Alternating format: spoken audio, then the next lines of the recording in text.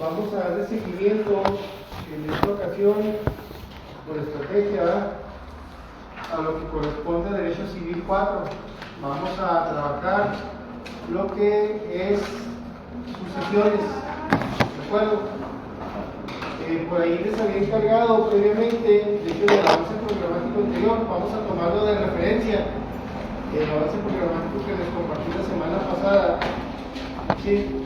Nada más de que vamos a brincar los derechos administrativos a Derecho Civil 4 para poder aprovechar la coyuntura de la clase. Les había encargado que checaran con base al marco normativo, que es del artículo 1183 al 1207 del Código Civil del Estado de Chihuahua, algunos lineamientos como lo que es el concepto de sucesión, herencia y testamento, para poder tomar dichos conceptos de referencia a lo que son la materia de sucesiones, ¿de acuerdo? Entonces vamos a iniciar. Les voy a pedir por favor que me apoyen de manera voluntaria con el concepto de sucesión, posteriormente de herencia y testamento, para luego yo regresarme y comenzar con la explicación respectiva y así dar apertura a lo que trata Derecho Civil 4. ¿Alguien tuvo oportunidad de investigar los conceptos? ¿Usted? Sí. Gracias. Herencia es el conjunto de bienes, derechos y obligaciones que una persona transmite a sus herederos al momento de su muerte. En sucesiones legítimas es la transición de los bienes, derechos y obligaciones de una persona cuando no hay testamento conforme al orden que establece la ley. ¿Qué otro dijo? Testamento. Testamento. Es el acto jurídico personal libre y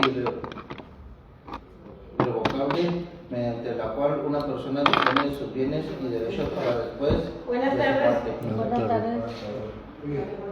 Ok, compañeros. Vamos a iniciar lo que corresponde a sucesiones. Vamos a hablar un poco de lo que nos deja como antecedentes el Código Justiniano. ¿Ok? Vamos a remontarnos, como siempre, a los antecedentes históricos de nuestra fuente primordial, que es el derecho romano. ¿Ok? En el Código Justiniano,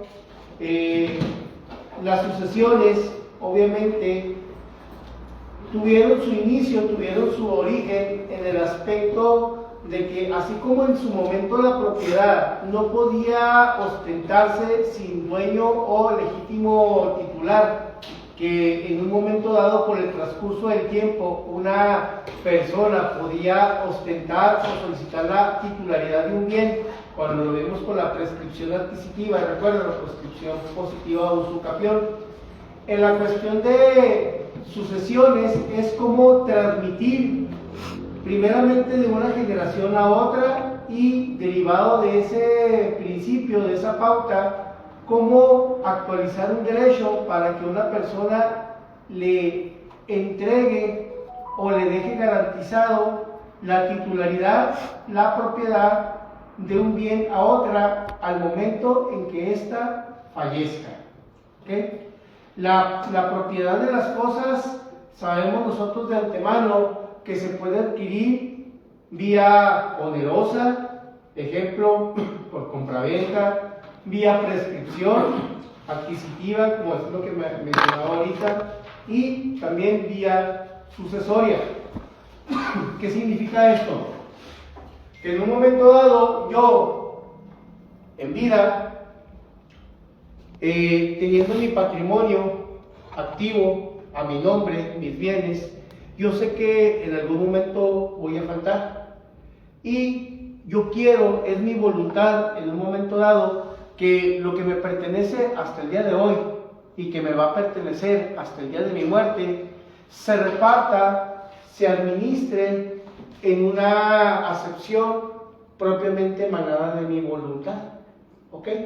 Entonces, cuando yo, de alguna manera, consciente de que algún día voy a faltar y que tengo bienes, que tengo un patrimonio que en su momento, si yo no dejo bien en claro, bien establecido jurídicamente hablando, cuál va a ser el destino que yo, de acuerdo a mi voluntad, se le debe de dar, entonces se van a tener que llevar a cabo otros procesos que son un tanto tediosos, pero que la ley va a reconocer para que esto no quede de alguna manera fuera del contexto procesal.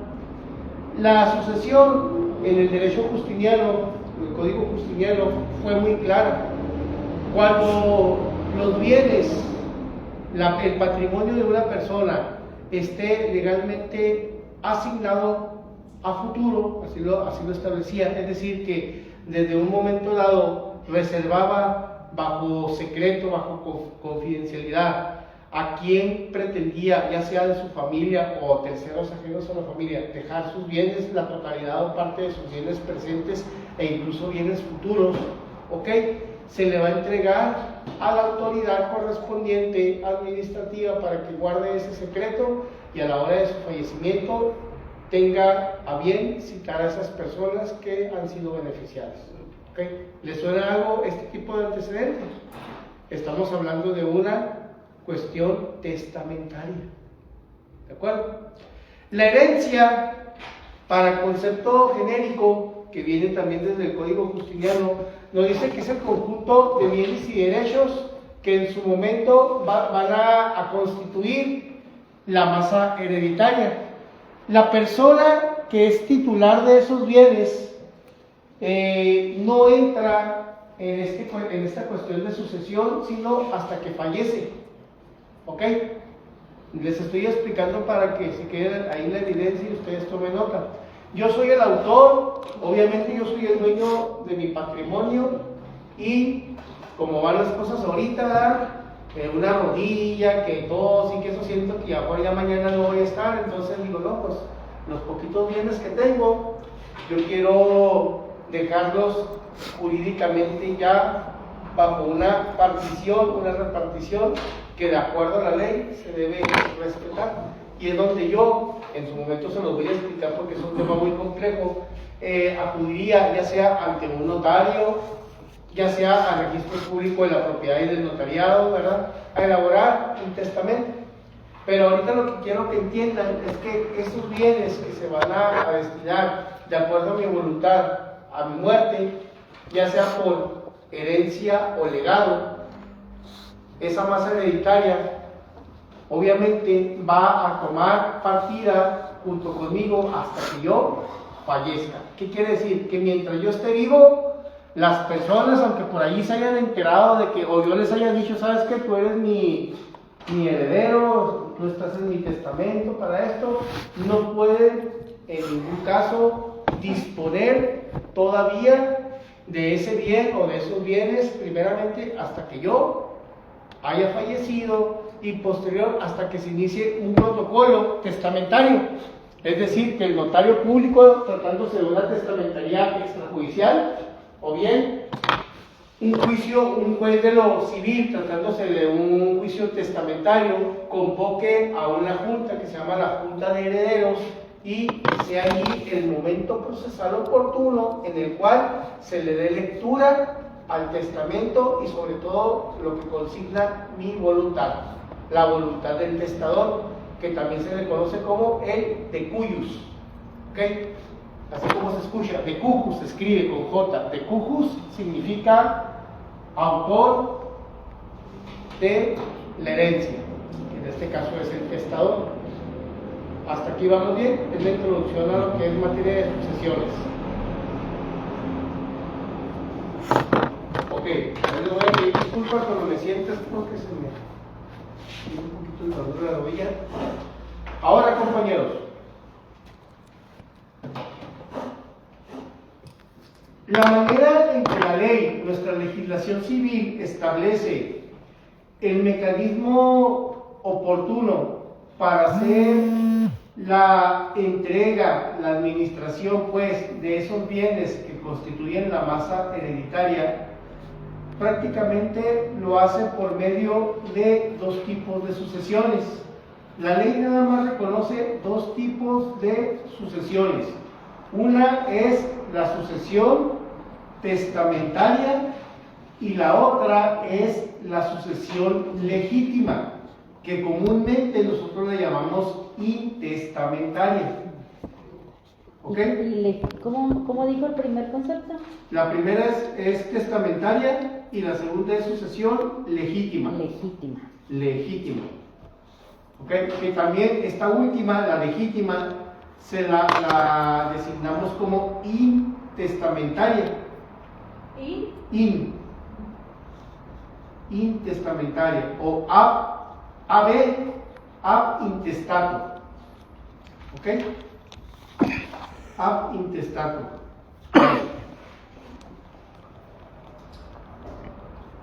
Antes de continuar con esta introducción, estamos notando, por favor, que nuevamente, de manera más pausada, si es tan amable, nos vuelva a recitar lo que es el concepto de testamento. Es un acto jurídico personal. Permítame. Personal. Continúe. Libre, irrevocable y espacio revocable. Muy bien. ¿Qué más nos dice? en el cual una persona dispone de sus bienes y derechos para después de su muerte. Ok. Dice, es un acto jurídico. El primer elemento que nos menciona es jurídico, pero personal. es única y exclusivamente por la persona que en este caso viene a ser el testador. ¿Ok? El testador. La persona que en su momento quiere que sus bienes, como lo vengo explicando, que su patrimonio se designe al momento de su muerte a X persona, sea familiar o no, esto es muy importante que lo tomen en claro. En un testamento no estamos obligados, compañeros, a incluir o designar únicamente a familiares. Es más, si usted no quiere dejar a ningún familiar por, no sé, por ingratos o por la razón que sea, yo tengo toda la libertad de disponer en cuanto a mi consentimiento, en cuanto a mi voluntad, a quién le voy a dejar mis bienes presentes. Yo podré tener familia, podré tener esposa, pero por la razón que sea, incluso porque esa es mi voluntad, yo voy a dejarle los bienes a la gente carne, es un ejemplo, ¿verdad? Entonces, él no es familiar y la familia va a decir, no, pero ¿por qué? ¿Qué le importa? Hay un testamento que a lo mejor ya lo van a querer impugnar, pero si esa es mi voluntad, si ese fue mi consentimiento, no hay nada que pueda en su momento contradecirlo. Claro, y por supuesto, cuando esa expresión de la voluntad está bien establecida bajo un testamento jurídicamente válido. ¿Ok? ¿Hasta ahí vamos bien? Por eso el testamento, es un acto jurídico libre, personal, pero también adolece de un atributo muy importante, es revocable. ¿Qué se entiende por revocable o de que se pueda revocar? Que puede cambiar. Que se puede cambiar o se puede modificar. El día de hoy, ¿verdad? Yo tengo todos mis bienes a disposición o puestos en mi testamento a la gente Cárdenas, pero por alguna circunstancia me entero que la gente Cárdenas está haciendo actos desleales, está jugando la parte, está intentando matarme antes de tiempo para quedarse con mis bienes, no sé qué sé yo, poco a poco se lo iré explicando. Entonces, yo tengo todo el derecho de revocar, ¿verdad? Y ahora dejar cada vez mayor sentido lo que en su momento yo les expliqué, que en materia familiar, en materia civil, habiendo bienes, habiendo patrimonio, las circunstancias, las controversias entre familia suelen ser un poquito más litis consortes. ¿Ok? Entonces, en este caso, es muy importante, y esto cuando hay conferencias de expertos en la materia como los notarios públicos, ¿verdad? O másters en Derecho Civil, es muy importante una sugerencia que se hace en el tema precisamente de sucesiones, que el testador el de cuyos en su momento, cuando fallezca, que se le va a nombrar de cuyos, el testador sea muy discreto, muy prudente al momento de celebrar el acto jurídico testamentario, precisamente para evitar circunstancias, situaciones previas a su muerte. Y se escucha muy técnico, pero ¿qué quiere decir esas palabras que acabo de decir? Por desgracia, no siempre, aclaro, en la mayoría. Para que no dé a conocer así, directa o indirectamente, quiénes van a ser o quiénes son en su momento las personas que obran en su testamento. Ya después veremos los tipos de testamento, pero sí en sentido general. ¿Por qué? Porque si Armando Rubio está dentro de las personas beneficiarias ahí, ya sea por herencia o legado del testamento, ¿no? Pues Armando Rubio lo que va a hacer, como su personalidad, es cualquier tipo de acción, ¿verdad?, externa, de caso fortuito, para que accidentalmente se caiga y fallezca y sin darle celeridad y cobrar ese dinero, ¿verdad? Ya todo el amor familiar, ¿verdad?, se perdió. Cuando enteré de que yo me voy a quedar con todo, el otro, no, se me va el amor y ando, puede ser, y se escucha muy feo, pero discúlpenme, así es. Entonces, llega a haber situaciones en que yo, y luego a veces en la práctica nos quedamos los abogados, la persona se enteró de que era beneficiaria a una partida testamentaria y ya se la está gastando, o sea, ya está contando con una, es que mire, con lo de la herencia, a ver, espérame, está en el hospital su papá. Sí, pero usted sabe que no tarda, que puede que mañana, que más tardar en 15 días, pues ya no va a estar con nosotros, mire, entonces, acelerando el proceso, así, ¿me explico? Bueno, entonces, uno se queda callado, pero lo que voy es de que mientras no fallezca la persona, el testador, no se tiene por qué hacer algún tipo de acción. Pero si por alguna razón, como el ejemplo que estoy poniendo, me enteré, y el testador se entera de que yo estoy haciendo actos en contra de su persona, que atenten contra su vida, o otras acciones que tenemos que ir viendo poco a poco. Recuerden que esta es una introducción general. Entonces yo puedo, con la mano en la cintura, puedo revocar, no, ¿sabes qué? Siempre no. Era mi hijo adorado, pero por lo que veo es un interesadote, mejor. Voy nuevamente con el notario. El notario en su momento me explicó que yo podía acercarme las veces que yo quiera a revocar dicho acto solemne, porque es un acto solemne el testamento. Entonces, ¿qué es lo que hace? Se cancela la inscripción de ese testamento, porque lleva una inscripción, lleva un folio, un registro, cada disposición testamentaria. Se cancela, se hace la anotación correspondiente y se genera un nuevo testamento con la modificación, ¿ok? Con la revocación en este ejemplo. Y si nuevamente lo quiero revocar, es el mismo procedimiento. Entonces, es revocable mientras el testador viva. Una vez ya fallecido, ahí ya se convierte en irrevocable. Es ¿verdad? irrevocable, sí, porque ¿cómo vamos a revocar una voluntad, una manifestación, una declaración de la voluntad de una persona en cuanto al destino y sus bienes presentes y futuros? ¿Ok? Hasta aquí no sé si tengan alguna pregunta. Es muy importante, repito, ¿por qué insisto en esto? Porque si van a litigar este tipo de asuntos, los divorcios y las sucesiones,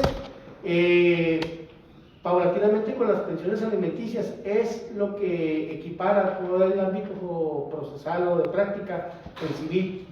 Entonces, exclusivamente en materia de sucesiones es donde nosotros vamos a encontrar estas situaciones y no nos deben de tomar desprevenidas. ¿Ok? ¿A qué me refiero con desprevenidos? O sea, usted se puede encontrar o se va a encontrar, ¿verdad?, tarde que temprano, una situación que incluso, ¿verdad? Fíjense, los digo sin exagerar, acuérdense que yo no digo nada sin fundamento, sin haberlo vivido. Incluso van a recibir ofertas, propuestas ante la magnitud, ¿verdad?, de lo que está en juego, en herencia, bajo testamento. Vamos a hacer una alianza para anticipar el acto. Así, ese es un término muy bonito que se utiliza, anticipar el acto. ¿Sí entienden qué es anticipar el acto? vamos a matar a la gente cada vez que se muere, que se acueste para que se pueda dar seguimiento al trámite. Sí, y dijeras tú, bueno, es una persona externa, un allegado a él, una amistad, porque recordemos que no siempre tiene que ser familia. Si el testador le quiso dejar a alguien extraño a la familia, está en todo su derecho, pero es la propia familia, es el propio nieto, es la propia nieta, el propio hijo, la propia hija la que está haciendo esa propuesta. Es que mi papá me dio lo que tenía que ir, o sea, pero eso es donde yo quiero que ustedes no les escamen, no tomen el coraje y no se vayan por la moral, pues allá su bronca. La única decisión que van a tomar ustedes es si le entran o no, que obviamente que se harían copartícipes de una acción delictiva. ¿Estamos de acuerdo? Pero se los tengo que mencionar para que no les extrañe, ¿verdad?, la pudrición, la calidad humana que hay en algunas personas, ¿verdad?, en ese sentido, ante una ambiciosa o una falta de capacidad de esperar algo que de alguna manera pues sabemos que ya tiene ahí, pero que es tanta su ambición, ¿verdad?, que quiere ya tener disposición, pero se le llega a acreditar que realiza actos en contra para acelerar el proceso o para darle muerte a la persona o cualquier conducta delictiva. Para empezar, es revocable y en un momento dado, si se acredita posteriormente a la muerte del de cuyos, se le toma por nulo. Digamos de que sí lograron matar al autor de la herencia, pero se puede demostrar, entonces ya no se le va a otorgar lo que le corresponde de acuerdo a ese testamento. ¿Por qué? Porque se acreditó, pero que no se acredite una conducta delictiva, ¿de acuerdo? Pero no en esencia a lo que es en sí el contenido del acto testamentario. Hasta aquí no sé si tengan alguna pregunta. Ok. Entonces, testamento es un acto jurídico libre, revocable y sobre todo personalísimo. ¿Ok? Muy bien. Cuando se revoca de manera justificada, como la que acabo de explicar, esos bienes, digamos de que no comprendan la totalidad de los que están en el testamento. La ley dice que todos los bienes de estos comentarios que hice se tienen que repartir vía intestamentaria, es decir, vía legítima. ¿De acuerdo? Ahorita yo lo que acabo de explicar corresponde, discúlpeme un poquito más de la tos, a lo que es una sucesión testamentaria. Es decir, que todo el procedimiento se enfoca ¿a qué? A un testamento de por medio, ¿de acuerdo? Pero cuando no hay testamento, o bien se presentan circunstancias como las que acabo de mencionar, ¿esos bienes van a quedar en el limbo? No. Su repartición se va a hacer de manera intestamentaria o legítima.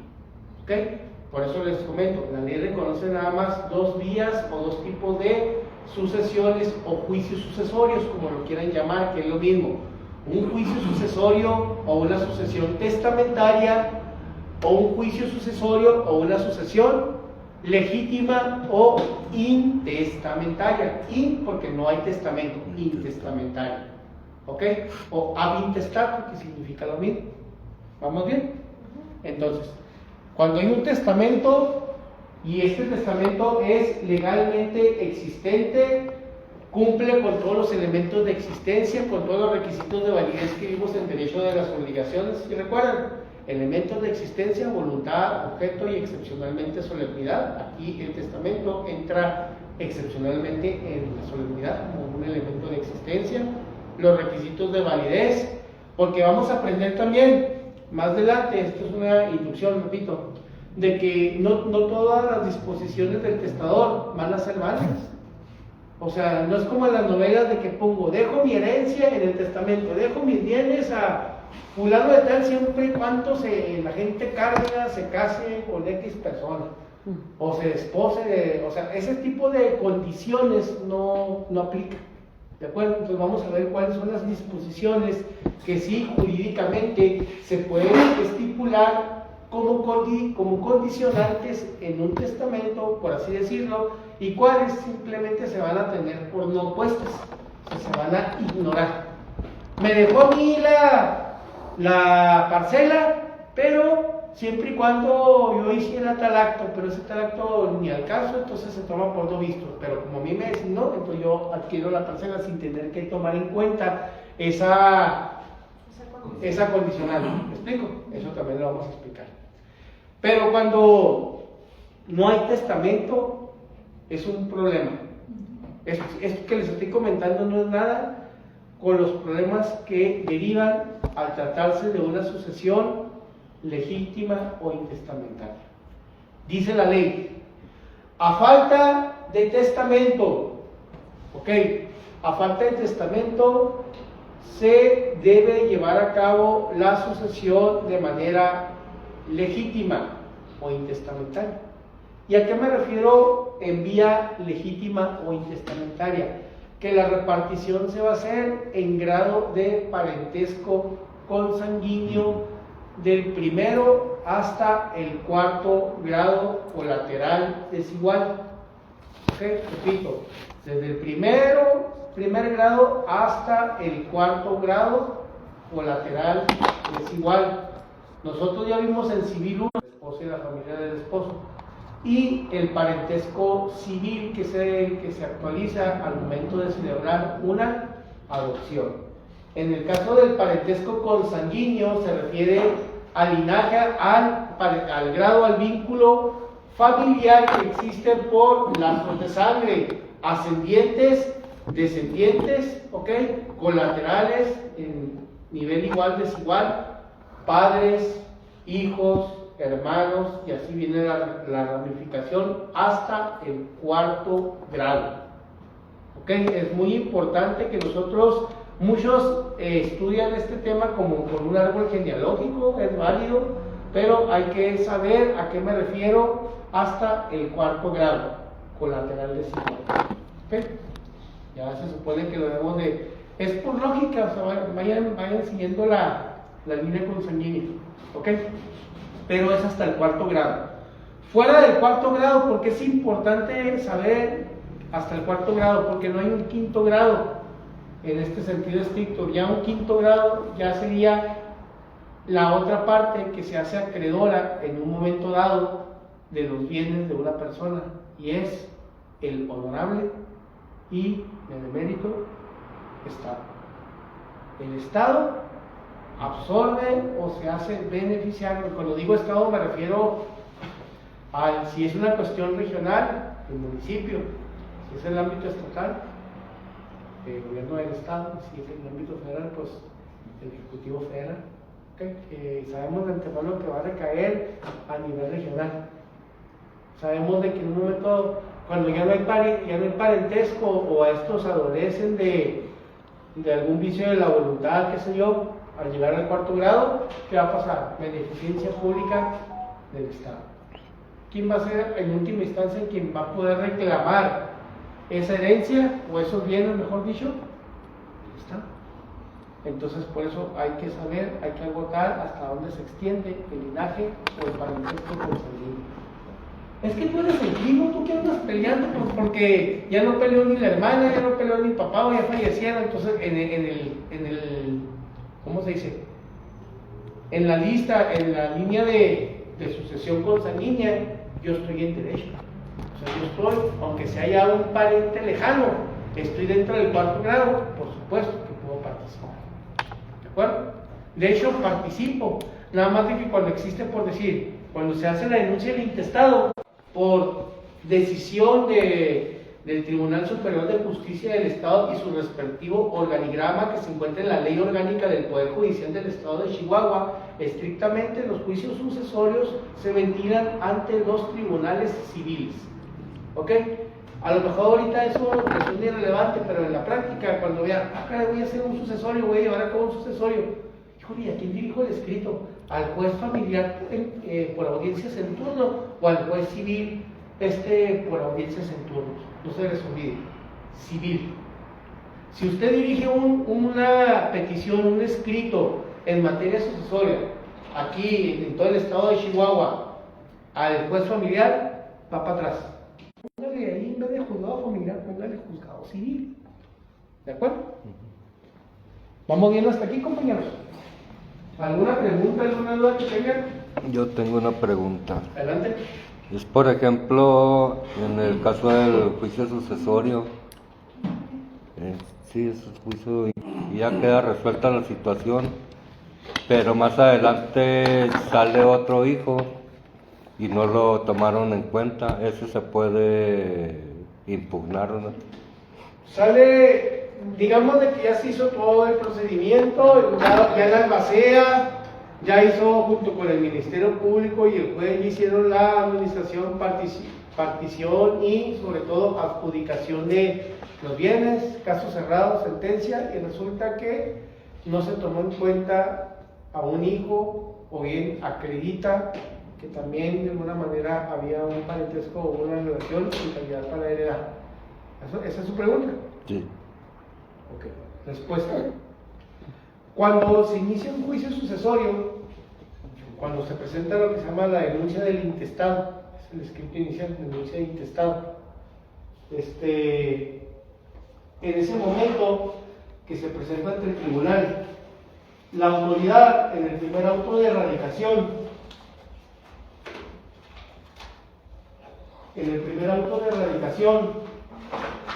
señala por ahí un acuerdo, en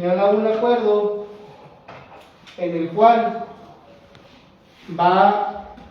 les voy a pasar ahí nada más para que se den una idea, es un formato, para que ahí dice suma petitoria, denuncia de intestado, sería el primer punto, el primer escrito que estamos mencionando. Recibida la denuncia del intestado, cumpliendo todas las características, todos los requisitos, el juez lo que hace es el primer acuerdo es radical y solicitar que se envíen los oficios correspondientes.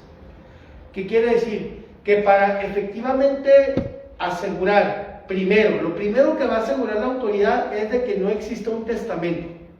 Porque me estás pidiendo que yo dé apertura a un juicio intestamentario, o sea, por lógica me estás diciendo que no existe un testamento, ¿verdad? Entonces yo como autoridad lo primero que tengo que descartar que sí exista un testamento debidamente registrado. Por ejemplo, si llegan ahí con una cartilla que hizo el difunto ahí, pero no sé, notario ni nada. No vale. Nada, descartado. Ni esas, qué bueno que lo preguntas, ni esas cartas póstumas que incluso hasta con sangre o... No, de veras, es que hay muchos usos y costumbres, la verdad, o algunas que declaración o el audio donde mi papá en su lecho de muerte dijo, eso, no, por eso es tanta la insistencia en realizar el testamento como tal, como un acto jurídico solemne, libre, personalísimo, ¿de acuerdo? Y espacio irrevocable. Pero mientras no se dé como testamento una voluntad sobre la disposición de los bienes presentes y futuros de una persona, entonces no existe jurídicamente un testamento.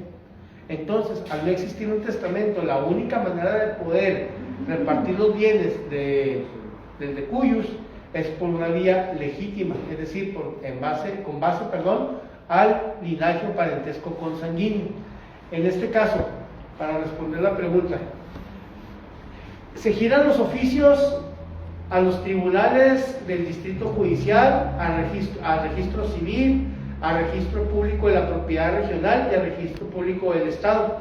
A esas 4 dependencias se giran los oficios para que chequen que de acuerdo a la ley del notariado, porque el notario cuando recibe un testamento, él tiene la obligación de su inscripción, darlo a conocer en el ámbito respectivo.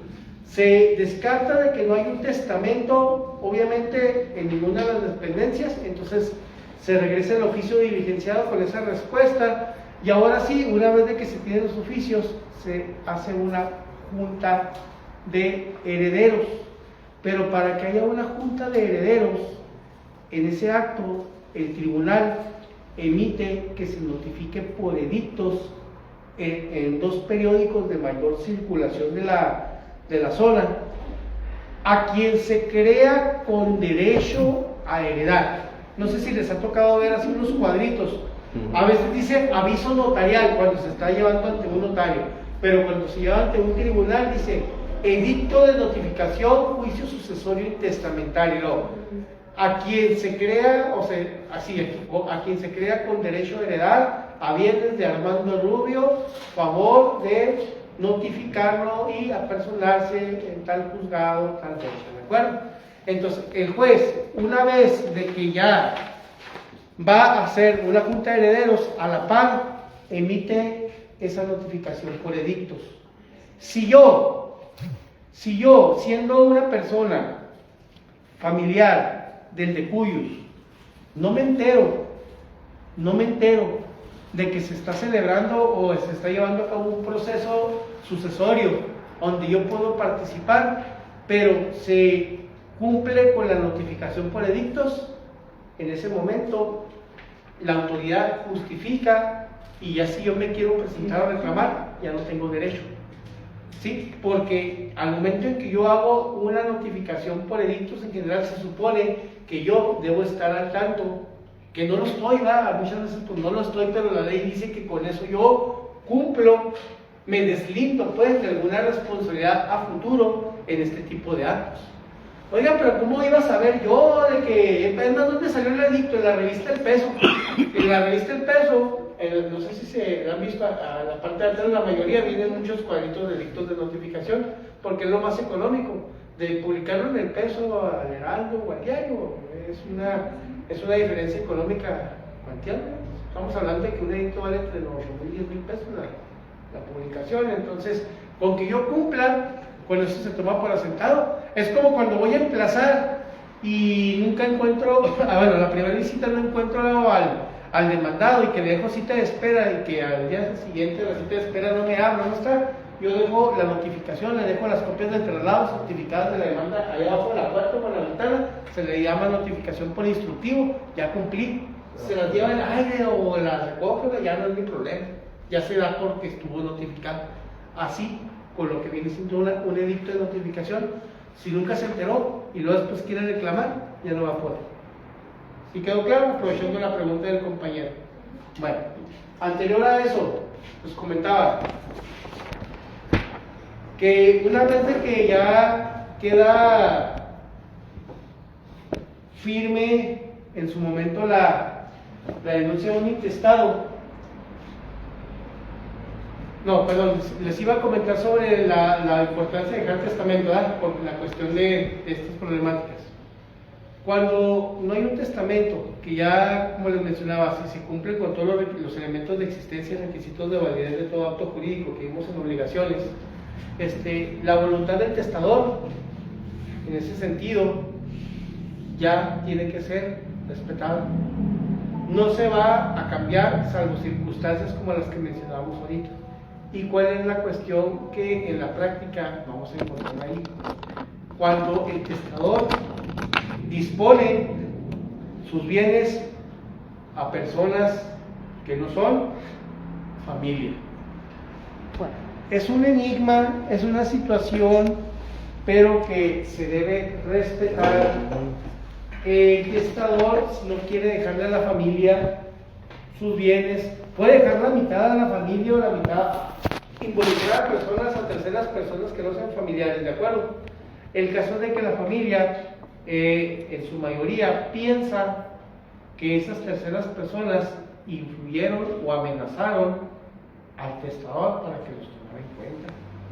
Oye, está bien que eras el compadre, está bien que eras el mejor amigo de mi papá, pero ¿qué haces tú en el testamento? O sea, te prefirió a ti que a mi segundo hermano, por decir algo, me explico. Esas circunstancias, compañeros, son las que van dando vida a las problemáticas durante el proceso sucesorio.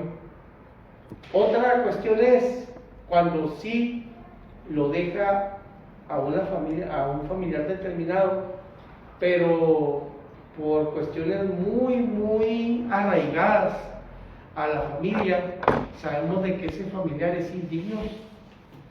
No, mi mamá le dejó todo al chicle de Rubio, mando, pero es la oveja negra, alcohólico, drogadicto, y le dejó todo. ¿Y por qué empiezan este tipo de situaciones? Por mencionar un ejemplo, ¿de acuerdo? Y tú nunca estuviste aquí cuando estuvo en su lecho, empiezan esas situaciones. Si en un testamento esa es la voluntad del testador,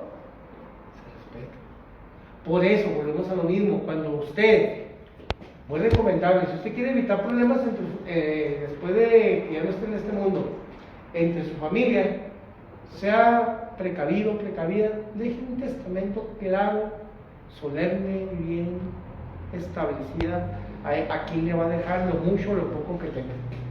Porque en la vía intestamentaria o legítima es una guerra, ¿eh?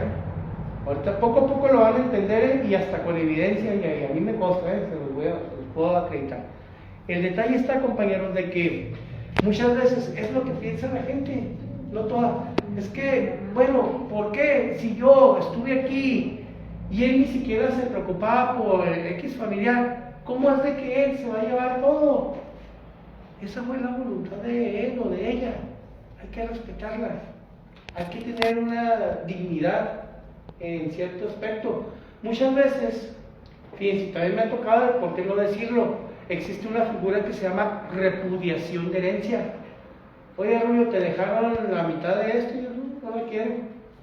Voy a repudiar, o sea, voy a renunciar a esa parte que me corresponde, pero mi parte se la voy a ceder a esta persona o a este familiar. Claro que tengo que hacerlo ante el tribunal, que también se vale. ¿Ok? Entran muchas circunstancias morales, compañeros, muchas circunstancias familiares y sobre todo muchos sentimientos encontrados.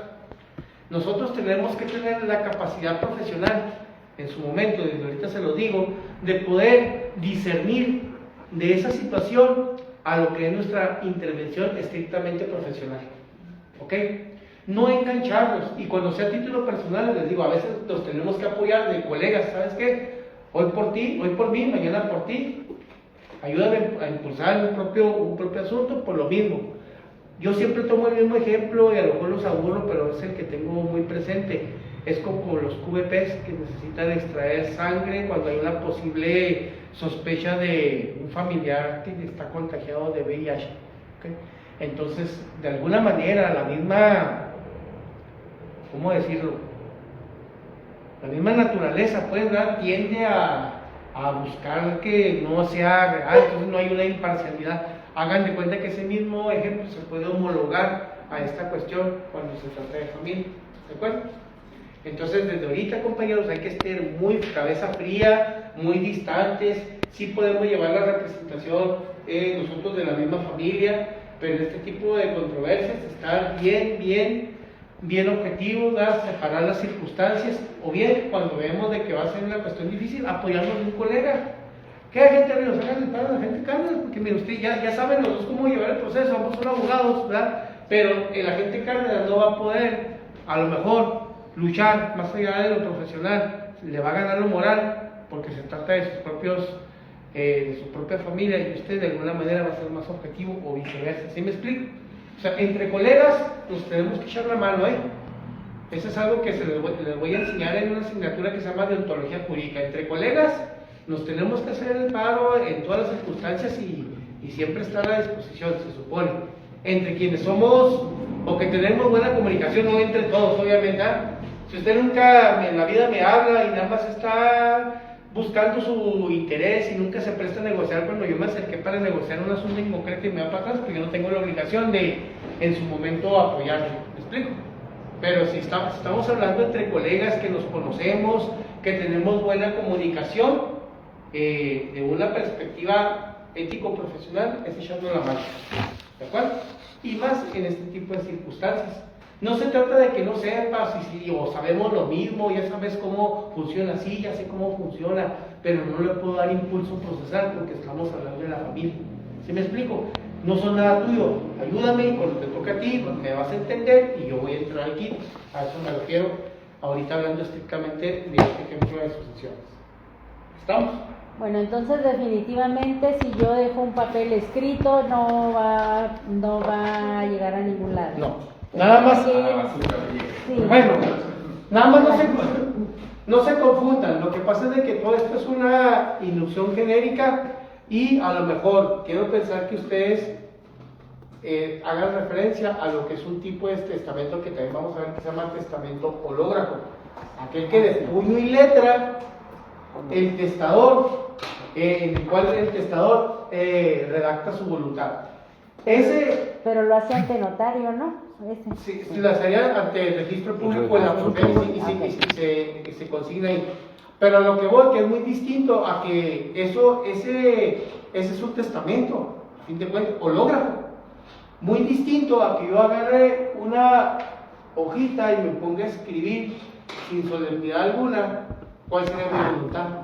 Eso, antes de continuar, eso, ¿sabe? Nada más podría operar en un testamento especial, que es un testamento marítimo o un testamento militar.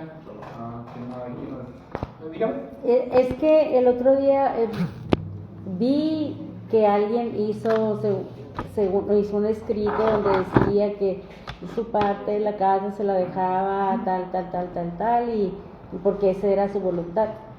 Pero yo me quedé con esa inquietud, dije, pues si lo hace, si no lo presenta ante un notario, pues se supone que no tiene validez, de lo que estamos hablando. Entonces, no, dice, es que ella ya ahí con eso ya sabemos que eso es lo que ella desea. Okay. Ahí estábamos hablando de un testamento hológrafo. Entonces, fíjese muy bien, no es lo mismo a que eso que usted menciona. A ver, hijos, hijas, vengan, miren, aquí dejo por escrito mi voluntad. Si así queda al aire y ahí aquí va a estar en el cuaderno, en el ropero, en el buró, Sí. así un escrito como tal no tiene validez. Okay. Ese mismo escrito, miren, hijos, hijas, aquí está mi voluntad, ok, pero vamos a llevarlo a su inscripción ante el registro público de la propiedad del notariado, checado ahí y pagado el impuesto correspondiente, ¿verdad? Entonces ya ese escrito toma la categoría de testamento hológrafo. Ya distinguimos la diferencia. Sí. El hológrafo es el que está escrito Sí, por la a propia puño. persona. O sea, que ya esa redacción, ya está formalizada. Ya está formalizada y ya tiene la categoría o ya se le puede reconocer como un testamento hológrafo en este caso. Y hológrafo significa que está escrito a puño y letra. Sí, fue ¿De acuerdo? testado. Sí, perdón, otra cosa. Sí.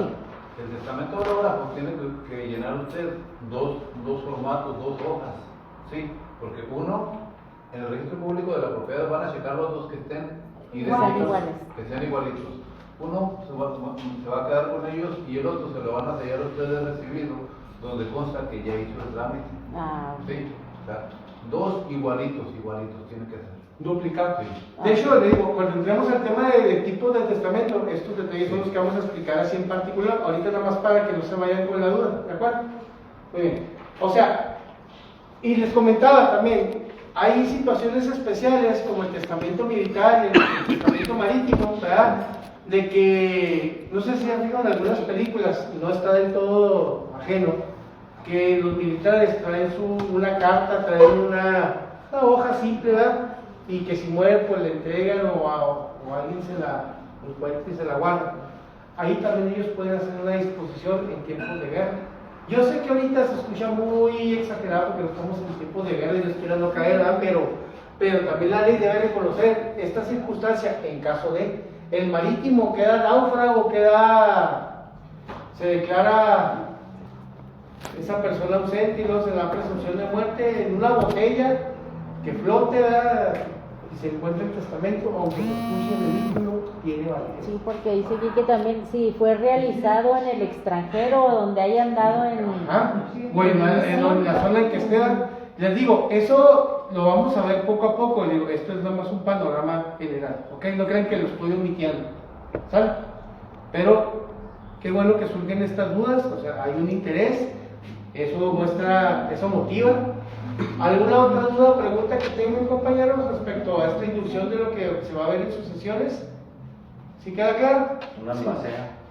El albacea es la persona que se va a encargar en un momento junto con el juez y el Ministerio Público de llevar a cabo el inventario, la administración y repartición y adjudicación de los bienes producto de la masa hereditaria. Una dice que el juez lo puede designar y la otra persona que designa es el Ahí le va. El albacea puede ser una albacea. No, aquí el albacea nada más entra cuando hay un juicio intestado. se va a hacer la junta de herederos. Porque me voy a adelantar un poquito porque ya se llevan a mirar los procesos. Ya se pusieron de acuerdo, familia, quién va a ser el albacea, quién es el que va a llevar la batuta, quién es el que va en su momento a administrar los bienes, llevar a cabo las audiencias, las cuestiones, los trámites y la repartición en compañía y de la mano con el juez y el Ministerio Público. Pues todos designamos al hermano mayor o a X persona. ¿Están todos de acuerdo? Sí. Y la persona a la que designa está de acuerdo en asumir el cargo, le vamos a tomar protesta. Ok, se le toma protesta y en ese momento en audiencia se le otorga o se le da el nombramiento, se le designa como albacea. Ok. Pero, si no se ponen de acuerdo, no, que este y que el otro, para no batallar, el juez va a decir, usted va a ser el albacea. Oiga, usted va a ser el albacea. ¿De acuerdo? Y no se puede eximir a la obligación salvo por causa justificada. ¿Sí? Porque muchos le sacan ser albacea y otros quieren ser albacea, porque es el que va a llevar el control de toda la masa hereditaria. Se dejaron, fallece Lalo y dejó dos cuentas bancarias, una de 1 millón personal y otra de 10 millones de la Pepsi. Entonces ya tiene esas cuentas, se tienen que administrar. ¿Quién las va a operar en su momento durante el juicio? El albacea. El albacea se va a encargar de los gastos del proceso. Oye, que hay que gastar 10,000 pesos del inventario y avalúo de la pericial, del peritaje. ¿Cuánto es? 15,000. Pues bueno, va a estar autorizado para tomar de los recursos y hacer el pago. Claro, con su respectiva, ¿cómo se dice? Evidencia de gastos. Ok, entonces el albacea va a llevar todo el control, pero también con coordinación del juez y del Ministerio Público va a repartir lo que a cada uno le corresponde. Y una vez de que ya está repartido todo, incluyéndolo a él, entonces sí, ya se le toma por terminado, finiquitado su cargo de albacea y ya forma ser parte de los demás hereditarios, toma su parte, se la adjudica y caso, cosa juzgada. Aquí no se dice caso cerrado, es cosa juzgada. ¿De acuerdo? Pero para muchos es una responsabilidad inmensa. ¿Por qué? Porque todos estamos entre, estás llevando bien las cuentas, nos estás metiendo mal, la verdad. O bien, yo tengo una buena experiencia y hago la administración rápido. Oye, ¿cómo lo hiciste rápido? Seguro que no omitiste. A fin de cuentas, tenemos a la familia encima. Y es una monserga. Bueno, me lo manifiestan los clientes. Yo la verdad nunca he sido albacea. O sea, sé lo que hace un albacea, he orientado, asesorado albaceas, pero yo a título personal nunca he ostentado el cargo de albacea. Pero sí veo como la familia, ya les hemos dicho, que se dirijan con un servidor, yo soy tu abogado, yo soy tu representante, que están molestando a ti, y es más, es contraproducente. Tú lo puedes tomar desde este momento una inclinación o inclinarte a favorecer a alguno de tus hermanos, porque tiene que ser de una manera equitativa. Esa es otra, de que tiene que hacer todo conforme a lo que marca la norma. Y oye, hermano, carnalito, me ha tocado que estoy yo con el albacea. Oye, no te olvides que en 1800, mira, ¿quién te enseñó a andar en bicicleta? O sea, son situaciones, compañeros, que tratándose de patrimonio, de veras, ya quisiera estar bien equivocado, pero no. En la mayoría, no en todos, claro, suceden estas circunstancias. Entonces, si usted quiere hacer albacea, o es designado albacea, va a llevar esa responsabilidad. La termina, recibe su parte y ya se declara cosa juzgada. ¿Alguna otra pregunta, algo que les llame la atención, así del panorama general, que por supuesto vamos a tocar de manera muy particular, ¿verdad? Porque esto es un tema muy importante, las sucesiones. De luego que si no terminamos, vamos a estar el sábado, vamos a estar el siguiente cuatrimestre tocando, así como fue con penal. ¿Vamos bien? Bueno, entonces, como tarea, por favor.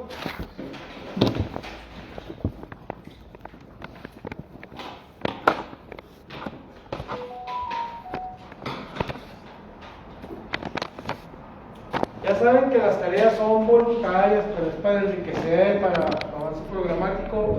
Me van a investigar, por favor, tipos de testamento y sus características en particular. ¿Dónde van a investigar esto? Única y exclusivamente en el Código Civil del Estado de Chihuahua.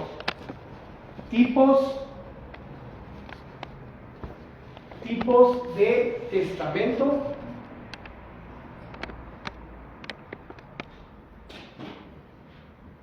y características y sus características en particular.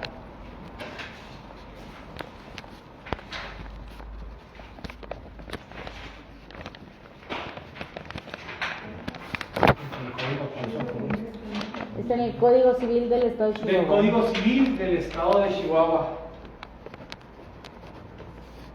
Eso se lo voy a enseñar en Seguridad Social, cómo recuperar las afores. Muy bien.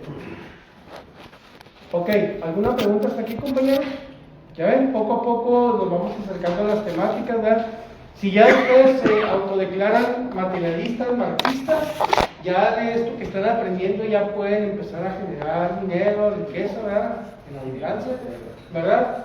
Llevar sus sesiones, posteriormente cómo recuperar las afores, sobre todo desmentir, no sé a quién se le ocurrió eso que andan diciendo que pueden retirar la totalidad de sus afores. Eso no es cierto, es una vil mentira.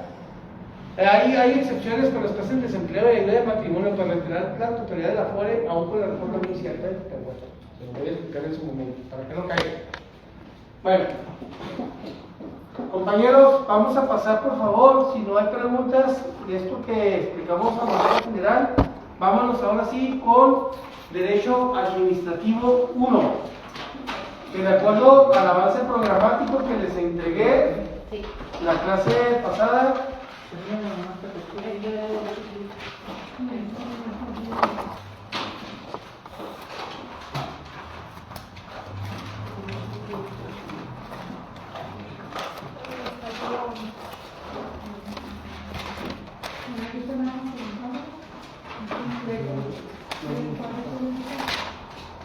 ok.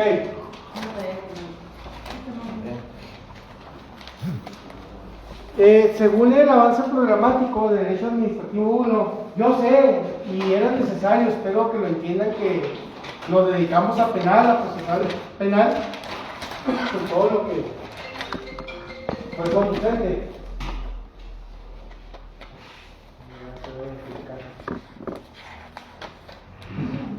Okay.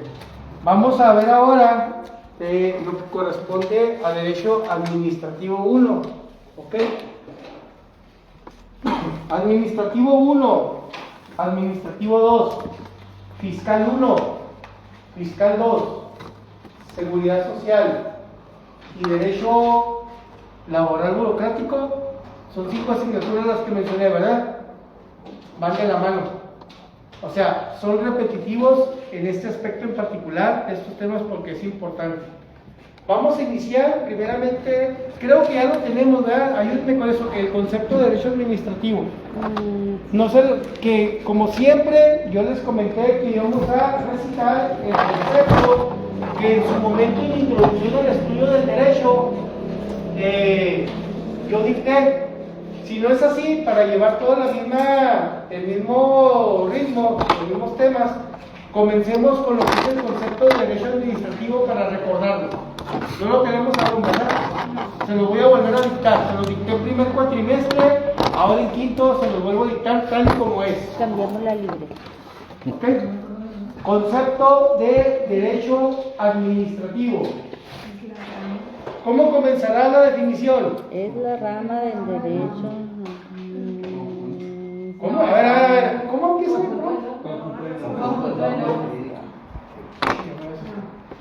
CNJ, conjunto de normas jurídicas. Ok, derecho administrativo, punto y seguido. Conjunto de normas jurídicas que regulan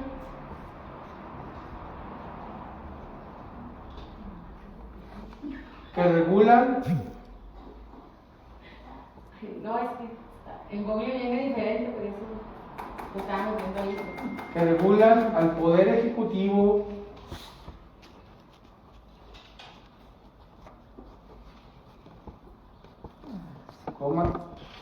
la administración pública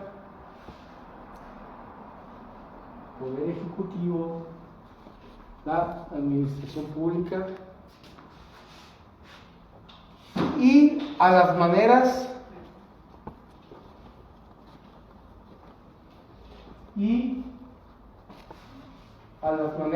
o formas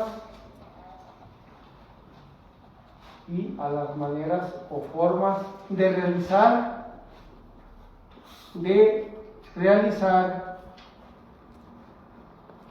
promociones ante dicho poder. Realizar promociones ante dicho poder. El derecho administrativo, compañeros, es exclusivo del Poder Ejecutivo en sus tres ámbitos: federal, estatal y municipal. ¿De acuerdo? Sabemos que va de la mano con la administración pública, ¿correcto? ¿Qué temáticas vamos a abordar en sí, ya partiendo del encuadre en lo que respecta al derecho administrativo? ¿Perdón? ¿Municipal? O sea, que les comentaba que Las tres que dijo. tres ámbitos gubernamentales o niveles de gobierno: federal, estatal y municipal.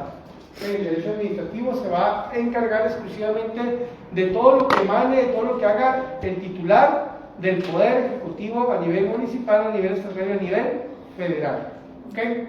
Entonces, parte de algunas tareas o actividades que ya hemos trabajado incluso en otras asignaturas es establecer cuáles son las funciones del poder o del titular del Ejecutivo Federal. Esas funciones, esas facultades se encuentran en el artículo 89 de la Constitución Política de los Estados Unidos Mexicanos, nuestra Carta Magna Federal. Artículo 89. ¿Okay? En el artículo 89 vamos a encontrar cuáles son las funciones, ¿okay?, que emanan del titular del Poder Ejecutivo Federal, que en una cuestión de homologación se vienen a equiparar con las funciones del Ejecutivo Estatal y el Ejecutivo Municipal. Claro, por supuesto, tomando en cuenta respectivamente la constitución local de cada entidad federativa y su código municipal. ¿De acuerdo? Bueno, ¿de qué nos sirve? ¿Para qué conocer el ámbito del derecho administrativo? Bastante.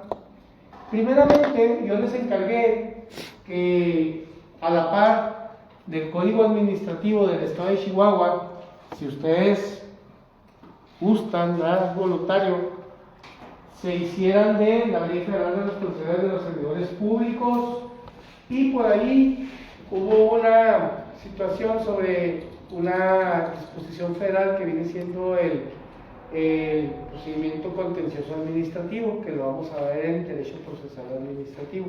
Ahí les va.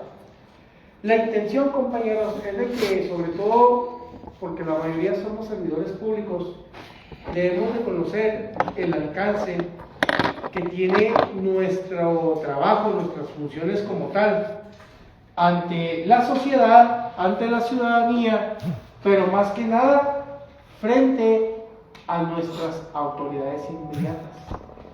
¿Ok? Es muy importante hacer una separación laboral y administrativa del sector privado y el sector público. Sector privado: patrón, trabajador. Ley Federal del Trabajo, apartado A. Sector público: funcionario, servidor público. Patrón: el Estado. El Estado mediante una representación de otro servidor público. ¿Ok? ¿Quiénes de aquí trabajan en el municipio? ¿Quién es su patrón? El presidente. El presidente. El presidente, o sea, Valenciano es su patrón. Es el administrador. Él está en su momento ahorita ostentando un cargo de elección popular, ¿cierto o no? Que a su vez, dentro de sus facultades, sus funciones como titular del Ejecutivo Municipal, es administrar, ¿ok?, en este caso a lo que es la subordinación administrativa o laboral, que viene siendo por medio de funcionarios y servidores, ya sea que son de nombramiento definitivo o que vienen siendo trabajadores de confianza, empleados de confianza, ¿de acuerdo? Fíjense, de ahí empieza, por eso es la relación que yo les dije, que les comenté, tenemos que tener presente. Derecho laboral, seguridad social, fiscal y administrativo van a ir de la mano, ¿ok? Porque vamos a tocar temas que se relacionan entre sí por la misma naturaleza o el mismo contexto jurídico, ¿ok? Partiendo precisamente del derecho administrativo, ahí yo les pedí en el avance programático que investigáramos qué es o qué se entiende por, ¿no lo tienen ahí a la mano? No. En el Antecedentes del derecho administrativo nada más. No, pero en la hojita que les compartí de avance programático. No, la semana pasada. Sí, la última sesión. Que checáramos, hasta les cité ahí los artículos y el ordenamiento jurídico. Íbamos a iniciar, a arrancar con definir qué se entiende por... ¿Dónde estamos? Trabajadores al servicio del Estado, artículo 73 al 75 del Código Administrativo del Estado de Chihuahua. ¿Quién tiene a la mano el Código Administrativo del Estado de Chihuahua? Digital, ¿qué tiene? Vamos a darle lectura, por favor, del artículo que me dijo 73 Al 75. al 75. Vamos a entender primeramente qué es un trabajador al servicio de el Estado. ¿Es el código que dijo? Código Administrativo del Estado de Chihuahua.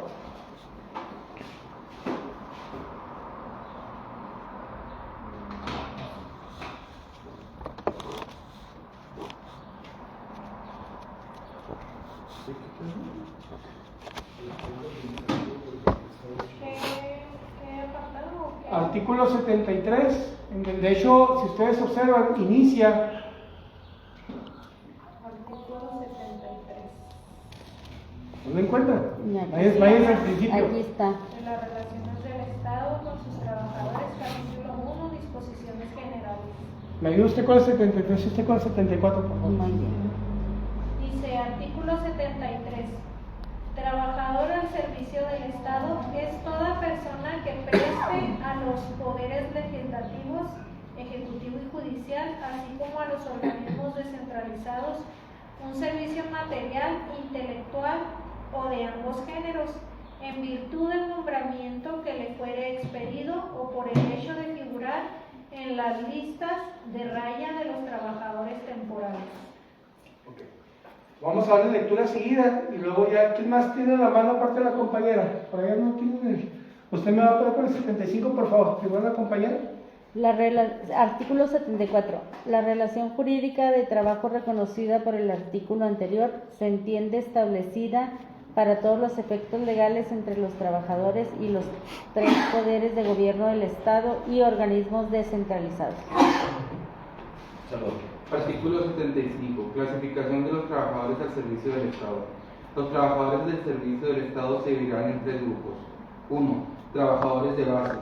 Son los que no están incluidos en el grupo de funcionarios y empleados de confianza. No podrán ser cesados o despedidos salvo por causas establecidas en este código. También se consideran de base quienes, reuniendo requisitos, perciben sueldo con cargos presupuestales a los inscritos en lista de raya o con antigüedad mayor a 6 meses. 2. Funcionarios y empleados de confianza. Incluye a cargos de confianza dentro de los diversos poderes y dependencias, por ejemplo, directores, jefes de departamentos y otros puestos de confianza conforme a las disposiciones del Código. 3. Trabajadores eventuales y extraordinarios. Son aquellos trabajadores que presentan servicio de forma temporal o extraordinaria que no forman parte de los grupos anteriores. Gracias. Partimos de la definición de un trabajador al servicio del Estado y cómo se clasifican, ¿de acuerdo? Repito, este tema es fundamental, es lo que marca el temario de Derecho Administrativo 1 como punto de partida y que lo vamos a estar viendo a la par en otras asignaturas. Bueno, toda persona, compañeros, cuyo sueldo provenga emane del erario público, es un servidor público. ¿Ok? Si mi sueldo proviene del erario, es decir, de lo que viene siendo una partida presupuestaria, sea municipal, estatal o federal, o mixta, como viene siendo en organismos descentralizados, por ende, se entiende que es un servidor público. ¿La verdad es un servidor público? Compañeros, ¿usted es un servidor público? No. ¿No? ¿Usted? Su sueldo proviene del Estado a nivel ámbito federal, estatal o municipal, es servidor público. ¿Okay? Hay una doctrina que eso sí lo voy a dejar para lo que es laboral burocrático, sobre la diferencia o discrepancias que hay entre utilizar el término funcionario público y servidor público. Eso lo vamos a dejar todavía para esa temática en específico. Aquí lo que vamos a darle continuidad es de que, a diferencia del sector privado, siempre lo tengo que tomar en comparativo. El sector privado, como decía ahorita, es patrón, trabajador. Hay una relación obrero-patronal que regula la Ley Federal del Trabajo, que es ley reglamentaria del artículo 123, apartado A.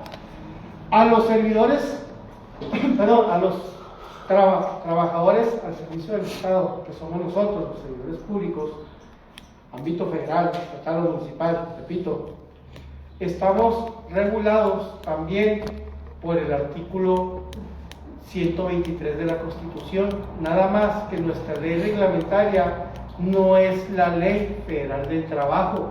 El artículo 123 de la Constitución, compañeros, regula tanto el sector público como el sector privado, pero el sector privado está reglamentado por la Ley Federal del Trabajo, es el apartado A. ¿Me explico? Y nosotros, los servidores públicos, estamos regulados por el apartado B. Y la ley reglamentaria del apartado B del artículo 123 constitucional es la Ley Federal de los Trabajadores al Servicio del Estado, o como le decimos aquí, la Ley FEPSE. ¿De acuerdo? De la Ley Federal de los Trabajadores al Servicio del Estado van a emanar, por supuesto, así como del apartado A emanan condiciones generales de trabajo, etcétera, de la Ley Federal de Trabajadores al Servicio del Estado también van a emanar otro tipo de disposiciones u ordenamientos jurídicos que van a regular al ámbito burocrático, laboral burocrático. ¿De acuerdo? Bueno, toda persona cuyo sueldo proviene del erario público es un servidor público o un trabajador al servicio del Estado. ¿Ok? Existen empleados con base, empleados de confianza, y de ahí también se derivan un subtipo pues de trabajadores que se les llama interinos o provisionales. En el apartado A va a existir, va a prevalecer un contrato individual de trabajo. En el apartado B no se llama contrato, se llama nombramiento. Los que somos servidores públicos no tenemos un contrato individual de trabajo, tenemos un nombramiento, ¿ok? Ya sea un nombramiento definitivo, si somos trabajadores de base, o un nombramiento temporal, provisional o interino, si estamos cubriendo un interinato o estamos llevando a cabo un servicio en representación o sustitución de una persona que sí tiene base pero por un tiempo determinado, o bien tenemos un nombramiento con fecha de vencimiento. Tiene un nombramiento por 6 meses, tiene un nombramiento por 1 año, qué sé yo, ¿de acuerdo? Pero está bien establecido cuándo inicia, cuándo termina. ¿Cuánto tiempo estará realizando labores sustituyendo a otra persona? Que es cuando entran los subcontratos provisionales o de interinato. ¿Sí saben lo que es un interinato, verdad? ¿No? Un interinato es cuando una persona, en este caso un trabajador, va a cubrir a otra que se va a ausentar por, ya sea por enfermedad o por alguna razón que sea justificable, va a entrar a sustituir, a desempeñar sus funciones. Pero el tiempo que dure desempeñando esas funciones, o sea, no genera antigüedad ni derechos a favor, simplemente está sacando adelante el trabajo de la persona que se encuentra incapacitada o por alguna razón está de licencia, qué sé yo. ¿Okay? Ese es un interinato que también viene siendo un nombramiento provisional. Interino, así se le denomina. Y cuando ya, fíjense muy bien, cuando ya fuera de todo ámbito burócrata, porque así lo marca la ley. Cuando yo, servidor público, tengo 6 meses más un día, yo ya tengo derecho a ser recategorizado a un nombramiento definitivo. El nombramiento definitivo es aquel que se declara como empleado o trabajador de base. En el sector privado se le llama de planta, en el sector público le decimos de base, ¿ok? Es decir, definitivo, que ya tiene, entre comillas, eso también se los tengo que dejar bien en claro, entre comillas, ya tiene su plaza, ya tiene su base, ¿verdad? Su estabilidad, puede dar su estabilidad laboral garantizada. Ya se considera una estabilidad de carácter permanente. Nosotros sabemos que tenemos una carrera laboral, ¿ok? Donde va a llegar un momento en que si la libramos, ¿verdad?, de vida, bueno, son 30 años de labor, sexo masculino, 28 años, hasta ahorita como van las cosas, ¿verdad? Sexo femenino, no llegamos, pues tenemos derecho a la pensión, que es un derecho anticipado a lo que se le llama la jubilación, cosas que vamos a ver en seguridad social, que por eso les digo van de la mano, ¿de acuerdo? No que me estés viendo. Pero bueno, 6 meses más un día, ese servidor público ya puede cambiar o ser recategorizado de un nombramiento provisional o con tiempo definitivo a un nombramiento que en su caso le va a otorgar la base. Díganme ustedes cuánto duraron en tener su base. ¿Alguien a los 6 meses obtuvo su base? Pero sí saben que a 6 meses más un día ya podían ser considerados empleados de base. Es que ahí con nosotros es diferente los que somos trabajadores de base a los que son de confianza. Bueno, aquí se maneja en el contrato colectivo del Sindicato Único de Trabajadores. Entonces, no sé cómo decirlo, o sea, todas las cláusulas son un poco diferentes a lo que se manejan en otros ámbitos de gobierno. Dice, qué bueno, mañana de exentarla. Mire, Rápido. No sé qué a la que quiero llegar. Quedó grabado. Fíjese lo que está diciendo la compañera, sí. Como dirían en el ámbito laboral, es que el contrato colectivo, el contrato ley, ¿verdad? Usted me cita el contrato. Contrato colectivo de trabajo. Pero ¿qué les dije yo al principio? El código administrativo, jerarquía de leyes, artículo 123 de Federal de Trabajadores al Servicio del Estado, y que de ahí van a ir emanándose otros reglamentos. Nosotros tenemos una jerarquía constitucional, ¿verdad?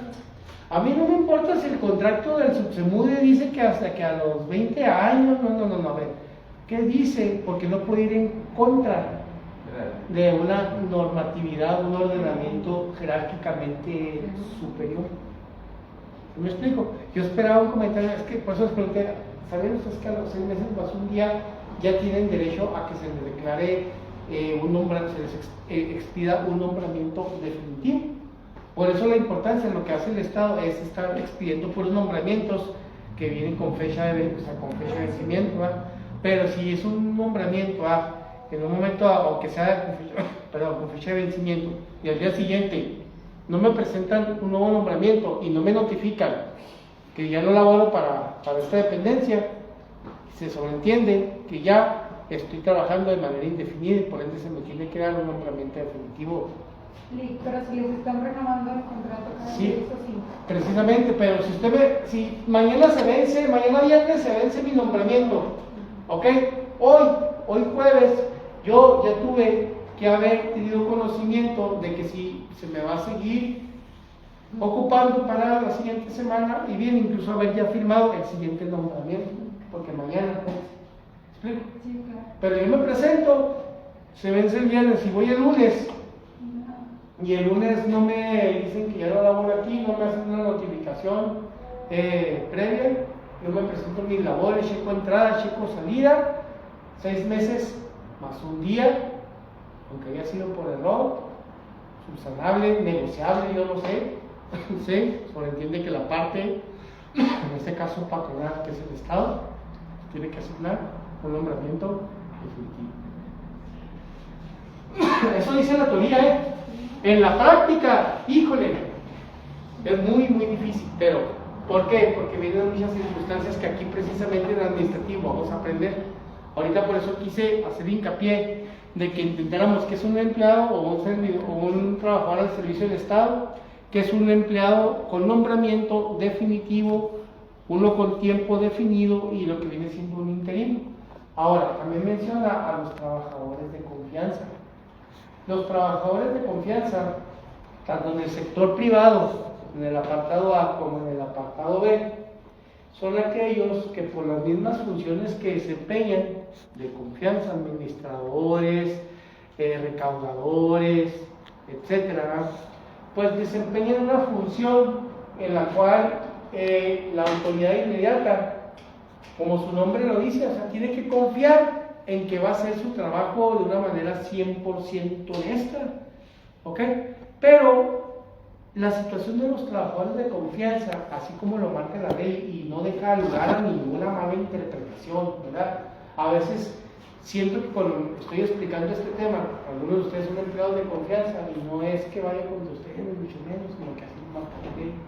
No importa si tienen 20 años, 20, 25, o sea, una trayectoria laboral, el día en que en un momento dado por estrategia, por necesidades propias del órgano municipal, como no sé cómo le quieran llamar, se le notifica y se le dice adiós, ¿verdad? Con su respectivo, obviamente su respectiva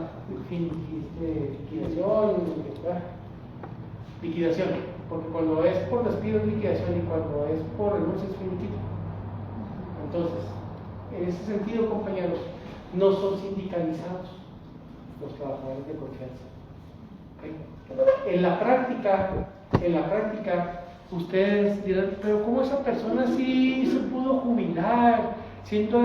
Porque hay una trayectoria que no, o sea, independientemente del tipo de trabajo, cuando llega una trayectoria que sí logra un derecho adicional y se somete a labores, se escucha muy feo, aunque no sea sindicalizado, siempre estoy apoyando al sindicato y eso es ir en contra de la parte patronal a veces, o demando, para no ser o demando al municipio ante una situación, ciertas características, muchas veces los laudos salen a favor, pero un empleado de confianza, compañeros, el día que se le dice adiós, aunque tenga un mes, tenga un año, tenga 10 años, por eso es empleado de confianza. Por eso los empleados de confianza buscan a veces lo que se llama a nivel interno, ustedes no me dejarán mentir, cambiar de clave.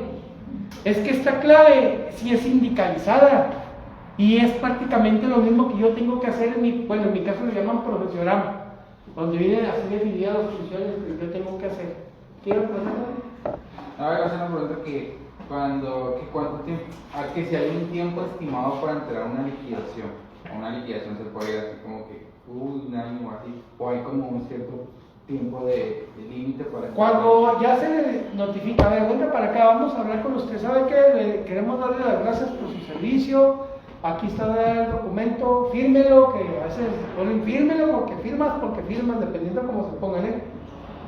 Son, una vez de que alguien te da a conocer un documento de que implique una rescisión de las funciones laborales, firmes o no, se vaya a conciliación o no, a partir de ese momento son 2 meses. 2 meses contados a partir del día siguiente para que surtan efectos.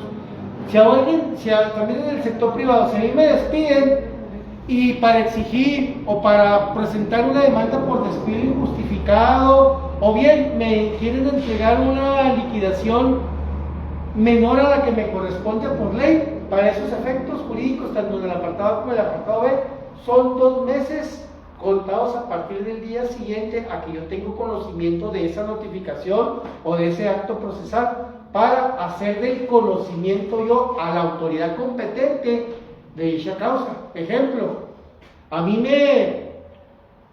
me notificaron hoy que ya no trabajo para colegio de bachilleres. Bueno, mañana viernes yo presento un despido, una demanda de despido injustificado ante el tribunal administrativo. ¿Ok? Ya no le diré, lo que se llama el TEC. ¿Ok?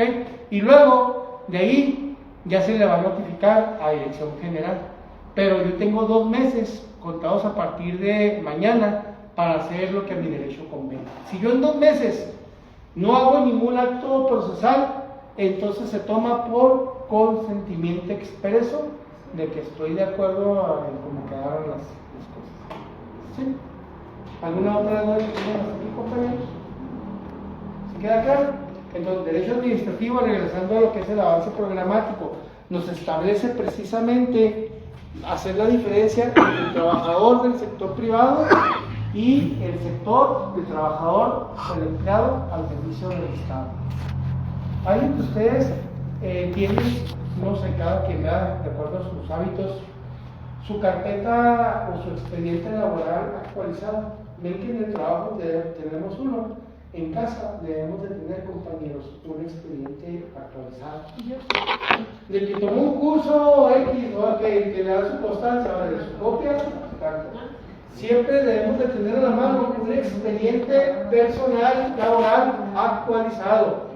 ¿Por qué? Nunca sabemos cuándo se puede presentar una circunstancia, una situación, y ahí andamos buscando, entre todas los papeles, documentos que a veces se llegan a extraviar.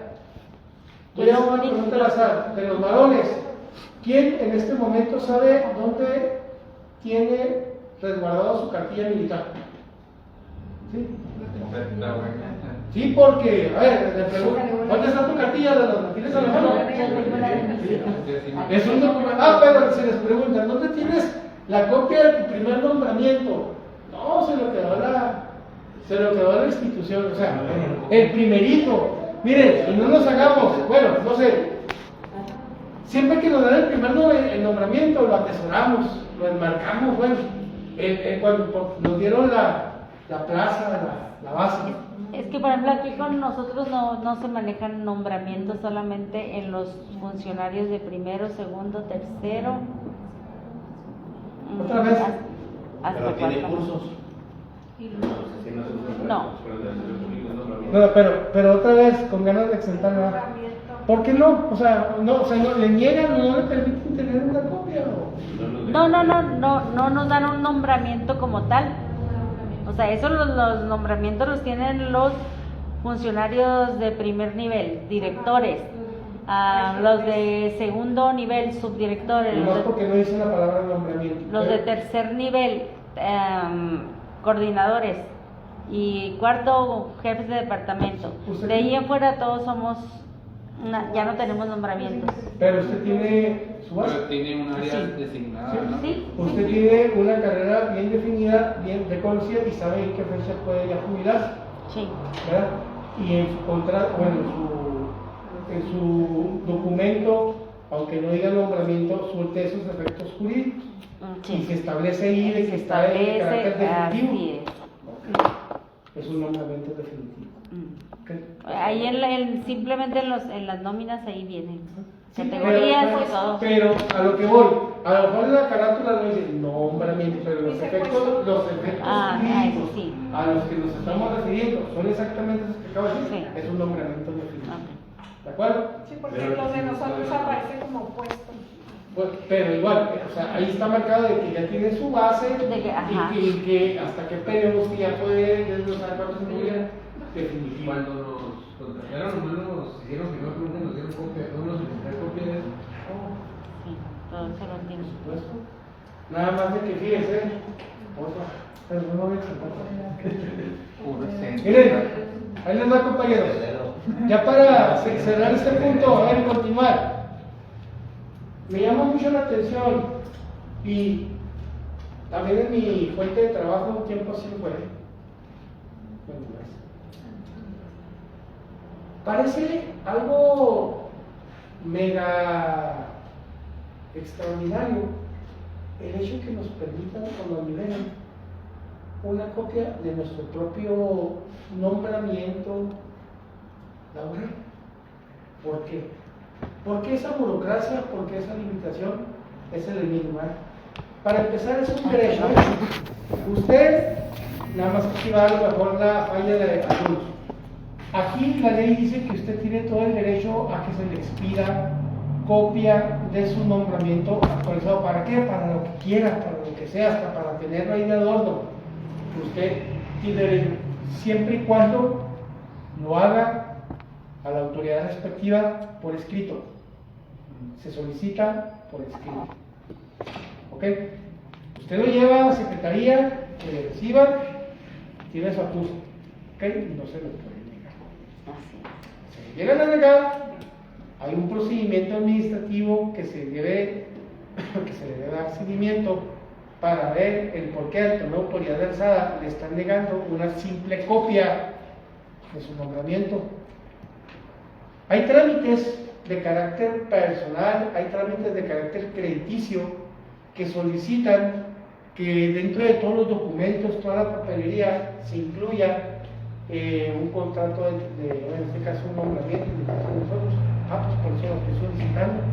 Pero yo no tengo por qué darle explicación a la autoridad inmediata que lo quiero para un préstamo hipotecario. ¿Qué le importa? Usted limítese a darme lo que le estoy solicitando de manera formal y respetuosa. No nos ponemos en ese plan, por supuesto, pero así debería ser en el caso de que la parte superior jerárquica niegue o diga es que no se puede. ¿Por qué no se puede? A ver, ¿por qué no se va a poder? O sea, yo no le encuentro, yo en lo personal, Armando Rubio, no le encuentro una justificación al impedimento, como por qué no se puede que me expida copia de la relación laboral actual que yo tengo con ustedes. O sea, ¿qué se está escondiendo o qué puede hacerse mal? Yo no encuentro una explicación jurídica y mucho menos razonable. No sé ustedes. Yo quiero pensar que la parte patronal quiere que si ya se nos olvidó alguna fecha de cuando iniciamos o en cuestiones de antigüedad, pues tenerla ahí como una carta para poder negociar algo que de antemano yo voy a saber. No sé si me explique. O sea, híjoles, que tienen en su poder el contrato, el nombramiento, y no tengo copia y no me quieren dar copia, entonces tengo que llevármela muy calmada, tengo que ser muy sumiso, muy subordinado para que en su momento no se les vaya. Si tienen el poder de negarme una copia, ¿qué no podrán hacer para cambiarla ya? Empezamos a generar ese tipo de especulaciones. Eso es lo que a mí se me ocurre que quiere la parte, porque fuera de ahí legalmente me tiene que expedir porque me tiene que expedir. Es más, tarea, pongan ahí por favor tarea, solicitar por escrito cada uno en sus despedidos. solicitar por escrito. Si tienen dudas de cómo hacer el escrito, ahí mismo les paso un formato. Sí, pásenmelo. Solicitar. Sí. Solicitar por escrito a su respectivo departamento de recursos humanos. A su respectivo departamento de recursos humanos una copia simple, ni siquiera se lo voy a Sí. es una copia simple de su nombramiento, o como le quieran llamar, ¿no? De su nombramiento laboral actualizado.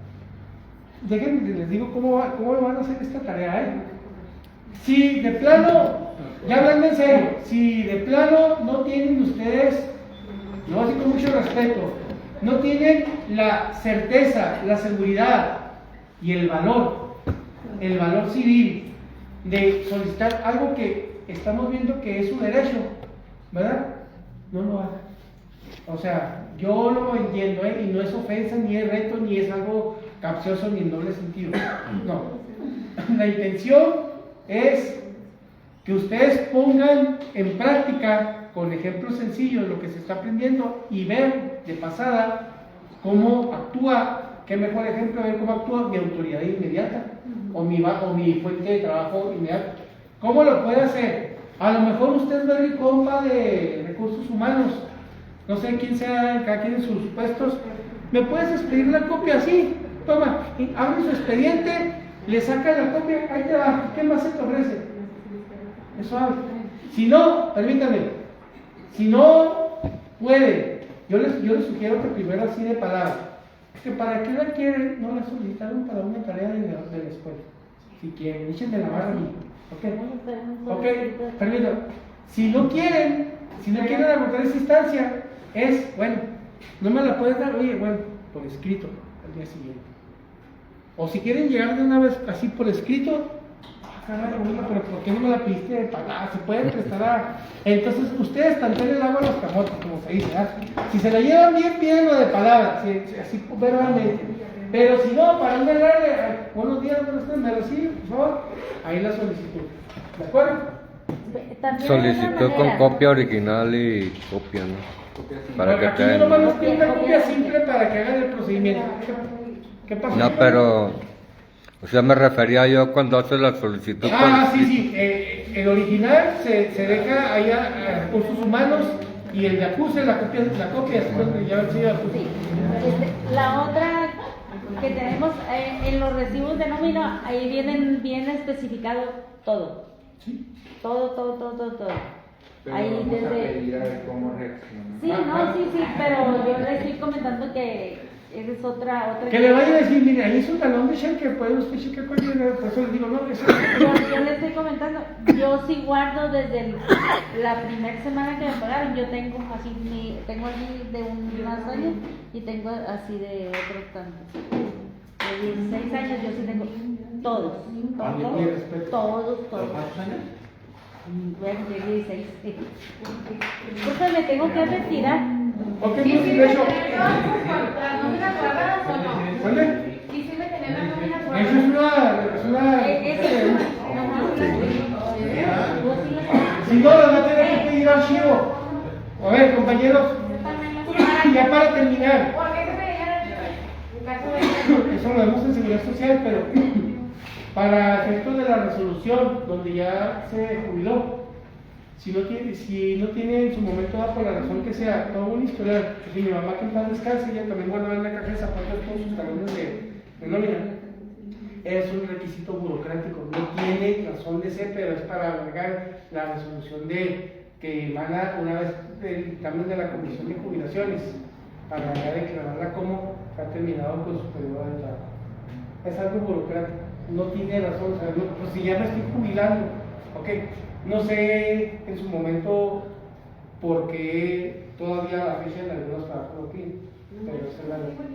Compañeros, a grandes rasgos, esta tarea tiene que ver con lo que estamos viendo, va a ir aumentando el nivel de, ¿cómo decirlo?, de dificultad en cuanto a las tareas, ya nos estamos acercando a cuestiones más prácticas, más propias de lo que es la carrera, ¿verdad? Ya lo están notando, ¿se acuerdan del primer cuatrimestre, verdad?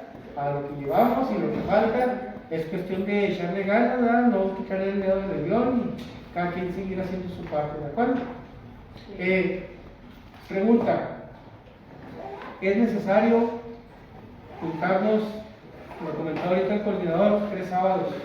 Entonces, Por ahí yo escuché que este sábado que viene, pasado mañana, no sé, ¿quiénes podrían asistir de 10 a 1 este próximo sábado?